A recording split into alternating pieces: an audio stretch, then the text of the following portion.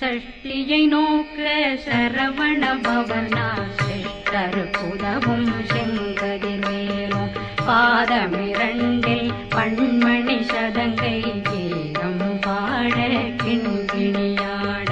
சஷ்டியை நோக்க சரவண பவனார் சிஷ்டருக்குதவும் செங்கதிர்வேலும் பாதமிரண்டில் பண்மணி சதங்கை கீதம் பாட கிண்கிணியாட